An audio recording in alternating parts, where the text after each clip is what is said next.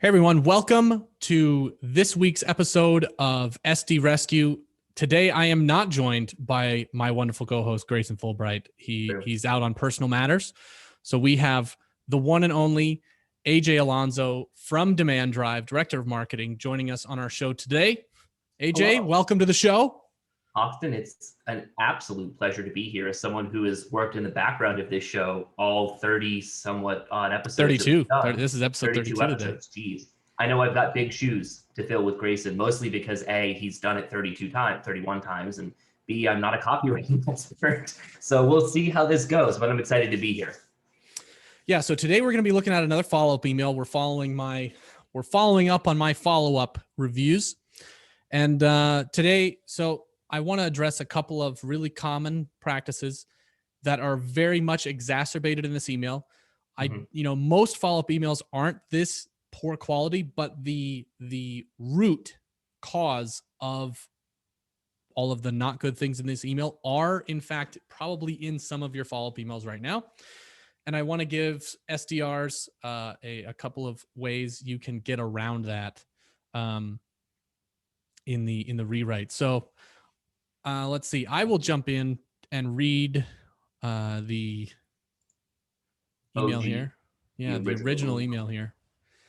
And yeah, that means I had to do our color coding. So, well, we'll see how good it is. All right. Hi, Austin. In order to avoid my persistent outreach, I am hoping to grasp your attention. I wanted to follow up on an email I recently sent you regarding software testing. Did you happen to get a chance to review it? A quick no, not interested will suffice, but if utilizing testing/QA and security services to grow and secure your business intrigues you, I'd love to share 15 minutes of your time to see if we can be of any help. Is there a time this week that may work for you? Kind regards.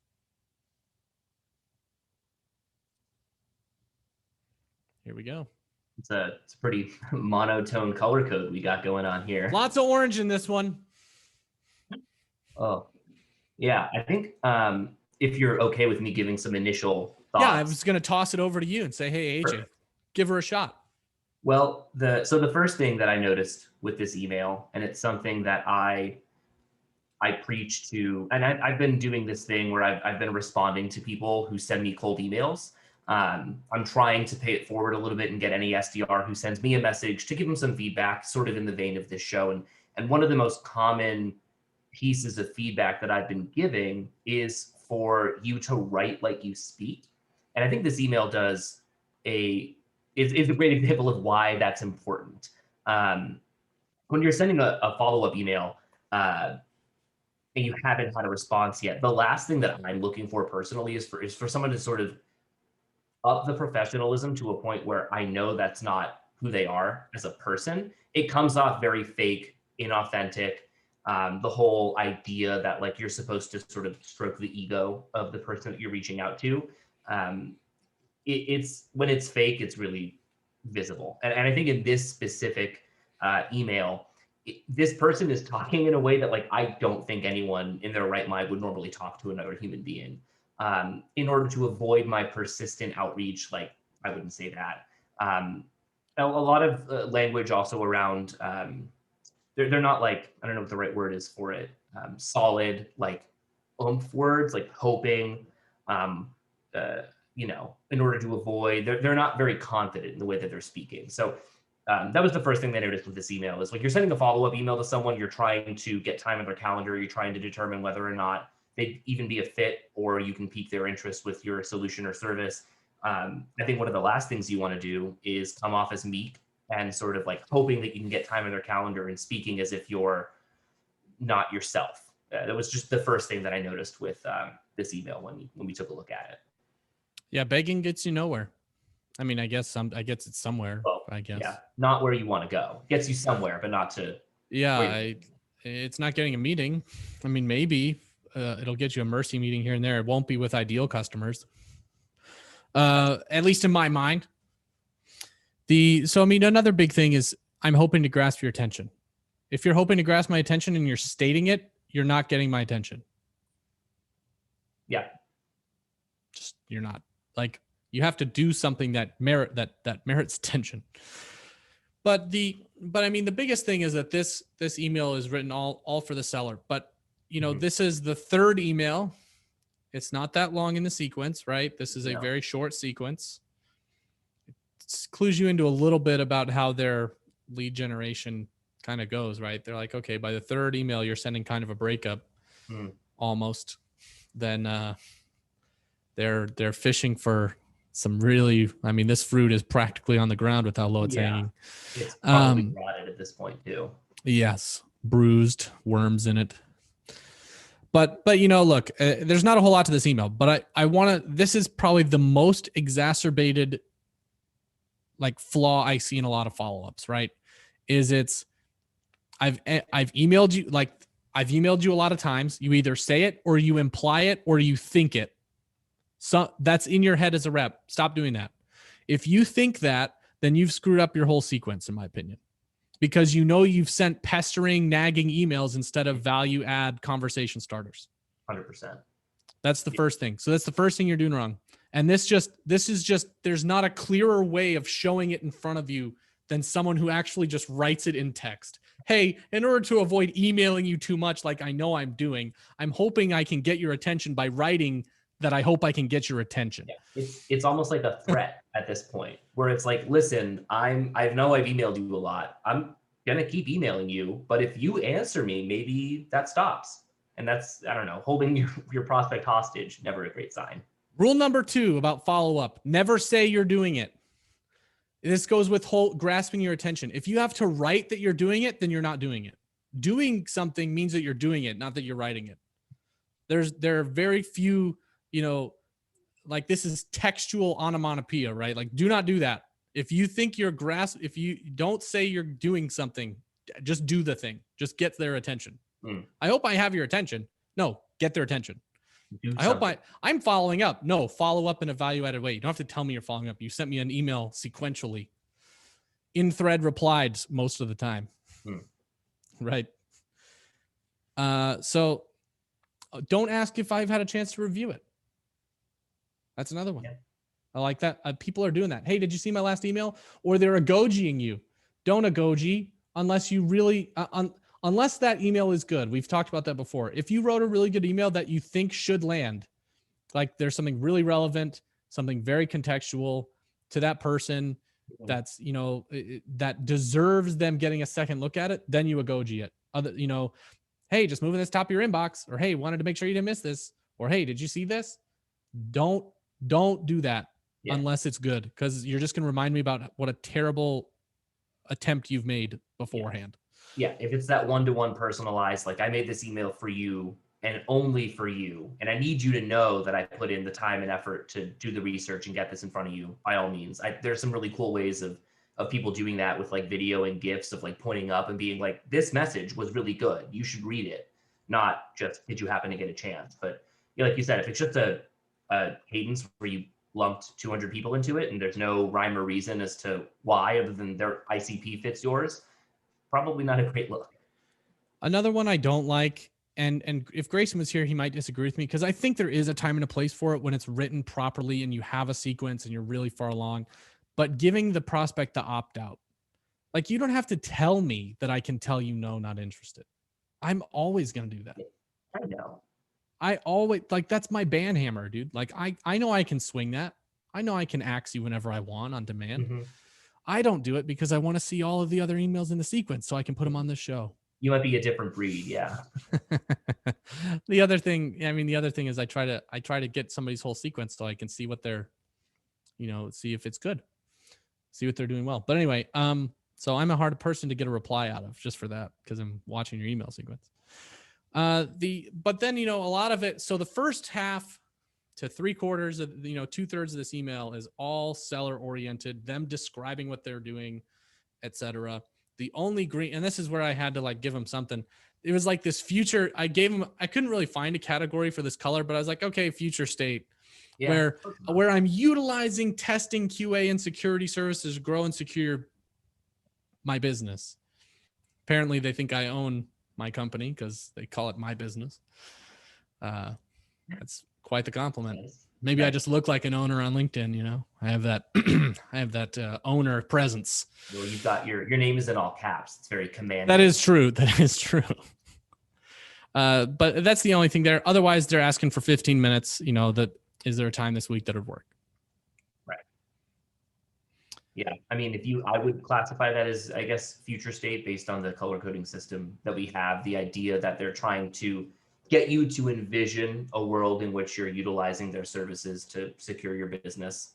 I understand that, but in terms of like, yeah, a compelling future state, I don't necessarily know if they've developed that through the messages that they've sent. Like you said before, I think you can almost lop off that entire first part. Not really doing a whole lot for them. You focus on the future point. We'll get into this with the rewrite, but you focus on that future state and then go from there. So the one thing that this really exacerbates that I think a lot of SDRs have the problem with is I don't think this person has any idea what they're talking about when it comes to testing QA and security for software applications. Yeah, that's probably 100% true. It's really obvious. This is just a very, like I said, this email points out a lot of common problems that SDRs have in obvious ways. You know, SDRs will be like, oh, I don't do that. And like, well, it's just written differently, but you definitely do. Yeah. So the things that I want to focus on in the rewrite here are a couple of things. The first one is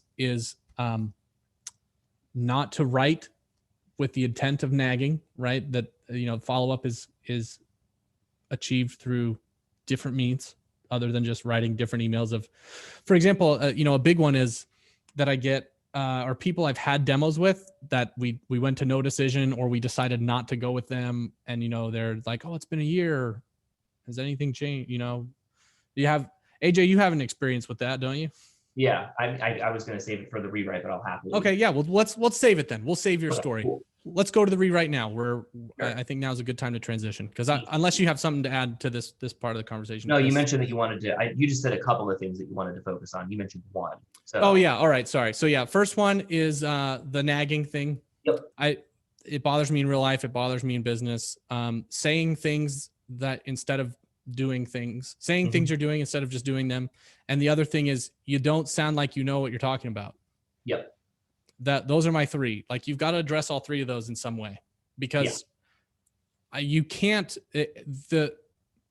unfortunately, it seems like the SDR role, like in some companies, they're doing it right. And, you know, you're getting SDRs that actually can have conversations, but most of the time they're still stuck in this college grad, make more calls, send more emails type of things. And like, guys, that's going away. Like the content marketers are making sure that goes away because they want to keep their jobs instead of the SDRs. So I just think that like, and the software that sends emails and makes phone calls is getting so good now. And AEs are starting to go more towards full cycle again. So as an SDR, you got to think about what you're bringing to the table. And those three things, you know, especially knowing what you're talking about has got to be one of them. Yeah. And I think that like, we'll touch on it, but like the idea that you have to be a subject matter expert isn't necessarily true. I think it shows in your rewrite, and we'll touch on that, but like, that's, you know, it's a big mental hurdle for someone, like you mentioned, a college grad who has virtually no experience in the field that they're probably selling into, to imagine that they have to talk to a director or VP. Like that's intimidating. And you feel like you have to know a lot more than you actually do. And we'll get into it, but I think that's like a big mental hurdle that, I want to touch on in the rewrite as well. Cool. So we'll go into the rewrite now. Short and sweet. Very short. Yeah. Hey, Austin, this influencer has said that fixing or deleting intermittently failing tests is important because intermittently failing tests erode the value of your test suite. I meant to actually delete that, but this shouldn't be intermittently failing tests. This should be they. There you go. Got shorter. Because they erode the value of your test suite. How are you managing to rewrite or delete failing tests at NewWorks Inc.? All right. So go ahead. So one of the, I think just immediate segue from what I was talking about, the idea that like as an SDR, you have to be a subject matter expert in some capacity. And to your point, the idea that you have to know what you're talking about. I think that's like the biggest disconnect with a lot of these follow-up emails. When you see somebody just say, hey, I've talked to you before, can I grab 15 minutes? What you've done, I think, is really smart in the sense that this person might not be a subject matter expert. Maybe they've been in the role for like 3 months. They don't know the true science or workings behind their solution. They just know that intermittently failing tests are important because that's what they've been told. So what did they do is they've scoured through LinkedIn, probably in this situation, found an influencer who has talked about this and has that authority and clout in the space, and they've leveraged it. So instead of you going through and doing all of your own research on your solution and becoming that subject matter expert, you can just leverage what other people have done and use that to make a more compelling case in your follow-up. And I think that's kind of the root of what you're doing here, is the idea that you as an SDR don't need to know all of this stuff. You need to know the people who know this stuff and leverage that, because you come across as more knowledgeable, authoritative. You're actually providing some kind of value or some kind of illuminating question for the prospect to pique their interest, and then you take it from there. So I really like what you've done here. I think it's a lot more compelling. Yeah, my thesis, my theory, I won't call it a thesis, my theory. So for example, there's a couple of big influencers on LinkedIn and in the sales space that say SDRs need to produce content. SDRs need to be subject matter experts.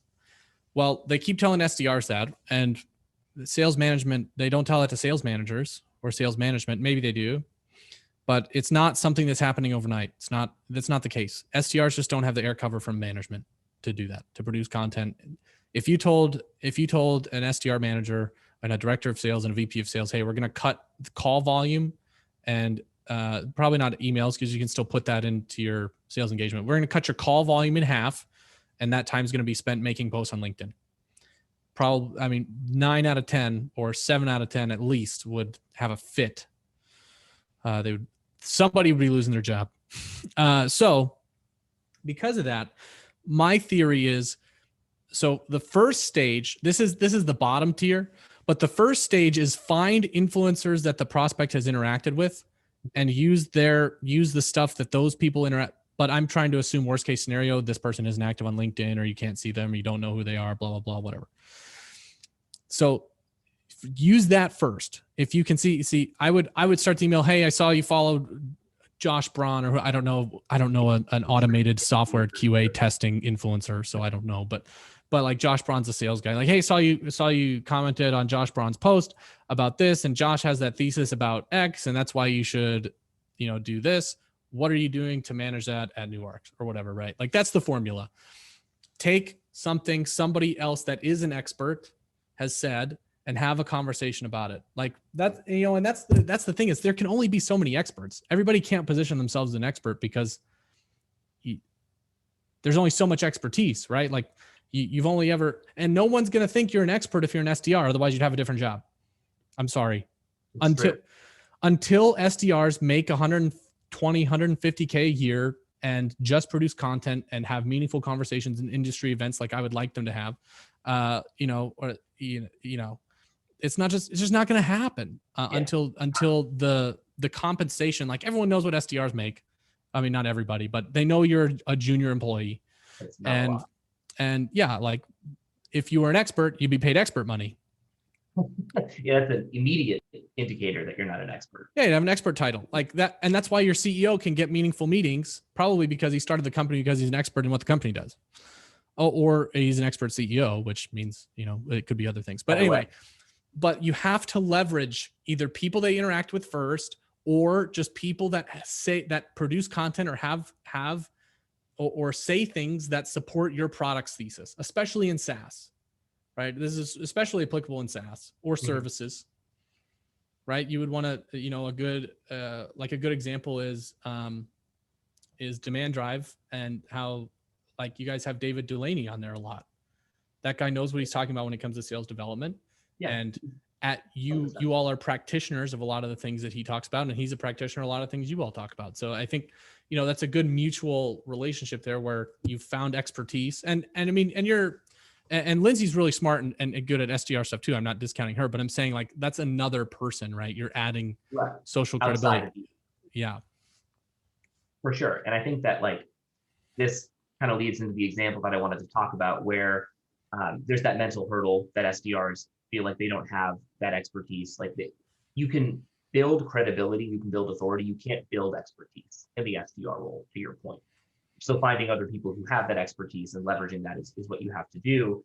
But I think that like idea that you can find those other people and leverage them isn't 100% apparent to everyone. So they feel like they have to know a lot about their solution to speak in an authoritative tone about it. And that gets lost in a lot of follow-up emails. That's why they kind of automatically derive back to that first email that you saw where it's like, here's the thing that I know, can I have 15 minutes?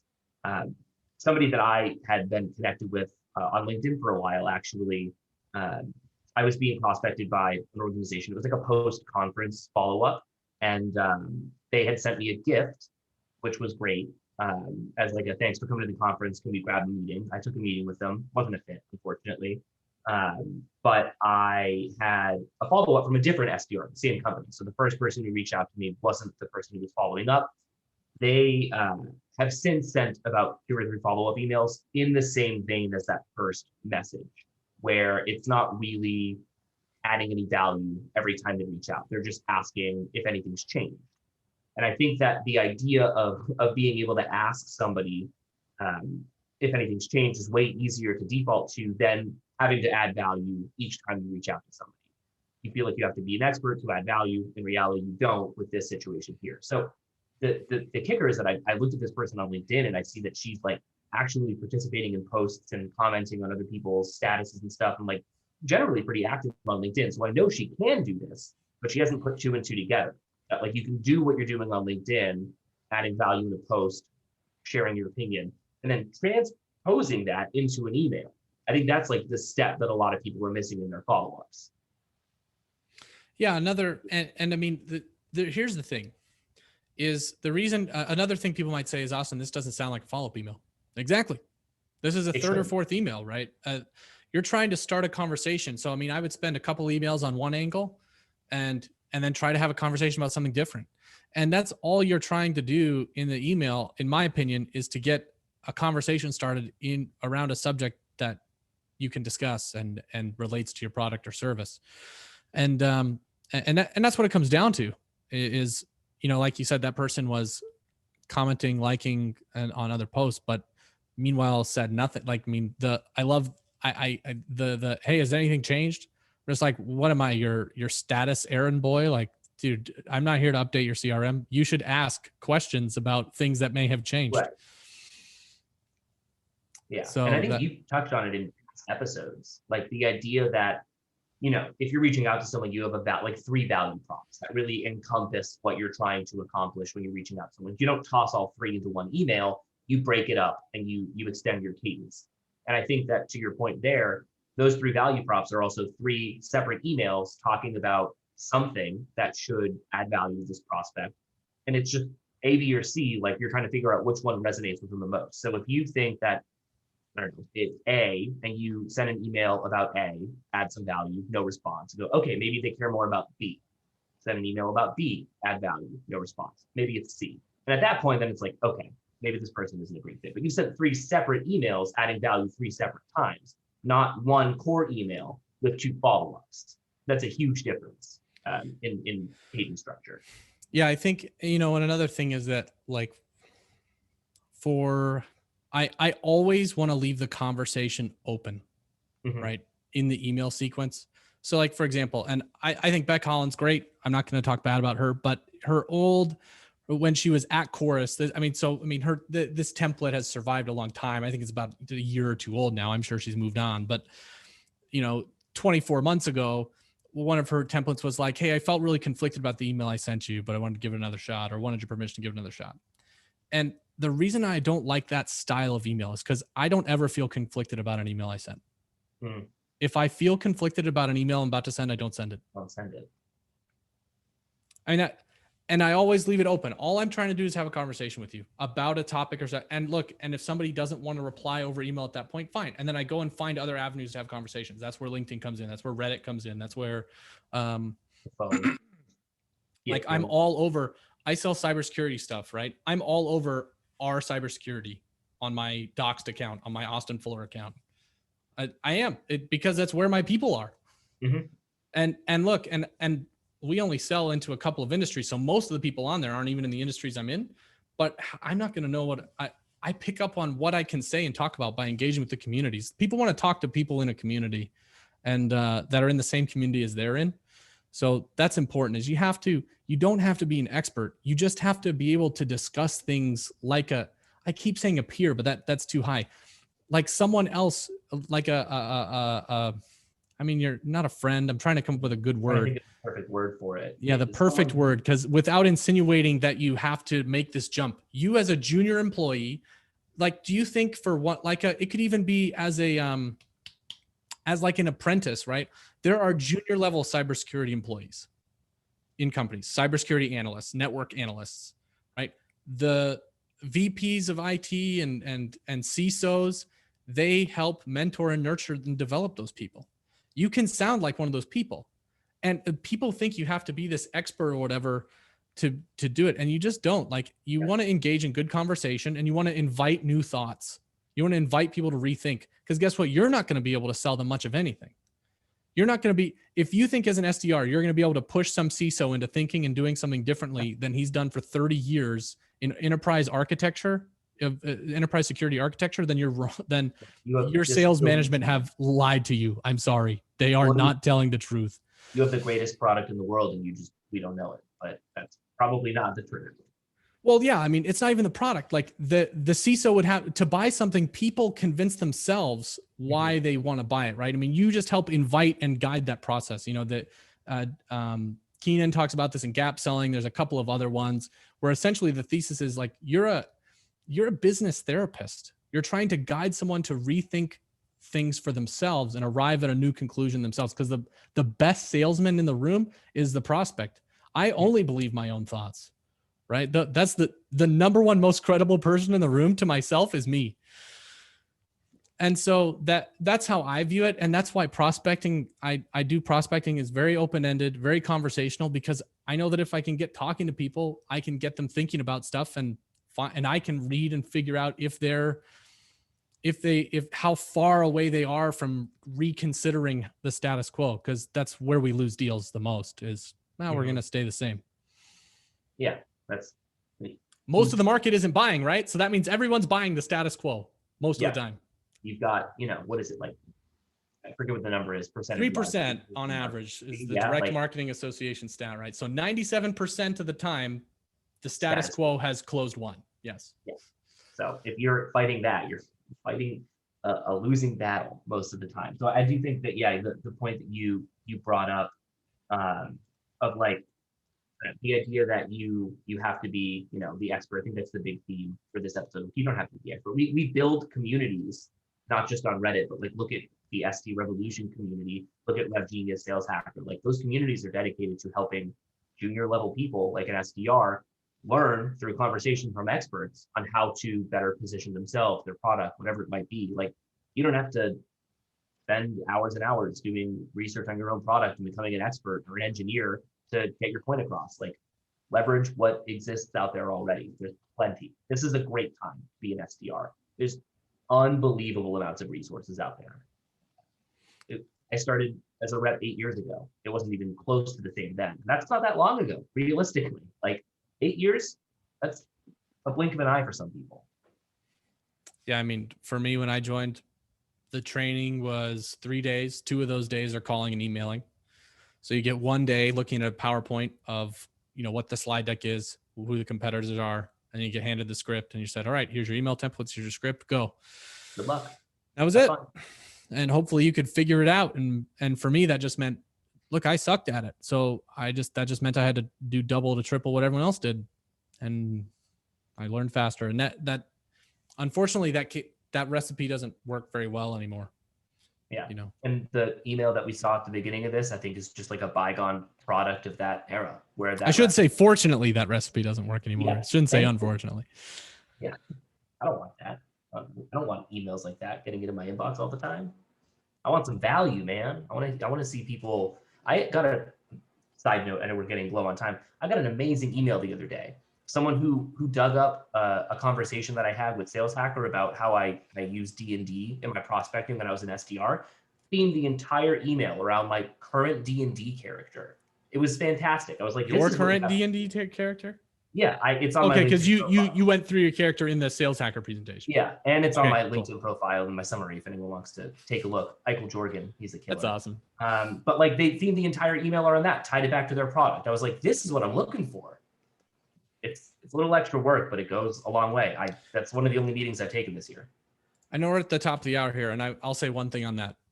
So the danger is, so I mean, that's really good, and I would take one of those emails any day over a lot of the stuff that I get.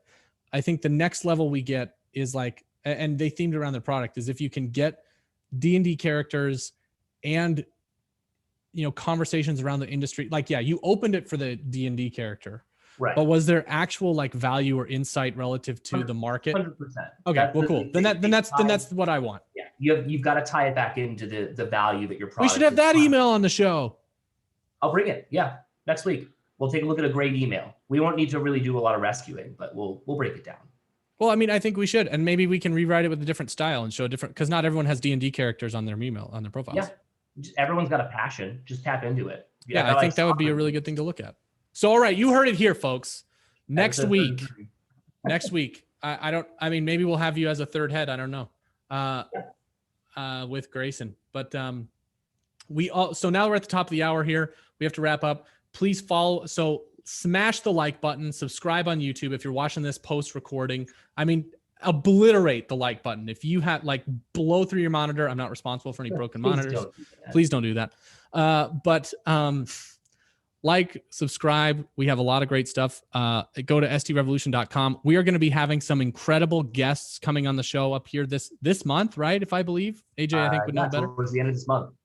Towards the end of this month, we're going to have some great guests on that are going to be bringing their emails. If you would like to be a guest or want your email to be reviewed or shown or dissected or eviscerated or showcased, depending on how good it is, we would be happy to do that. Please connect with me, AJ, or Grayson on LinkedIn. Send us an email. My email's on there, or I think there's a contact form on SDRevolution.com as well. You can do that. Just get a hold of us somehow. You can join our Slack group and just direct message us or mention us.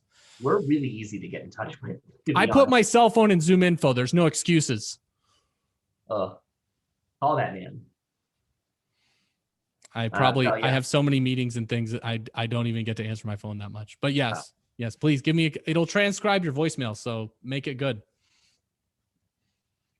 Yeah, we'd love to have any and all guests and examples on the show, future fodder for more episodes. We've 32 times, and we've managed to basically pull it together all ourselves. So the more people that get involved, the merrier, for sure. Well, I mean, I have my cameraman over there and there in this beautiful studio. But yeah, I do it all myself. I do all my own stunts. Top and roll. Yes, going up and down. Let's go from sitting to standing. This is derailing quickly. See you, everybody. Thanks, everyone.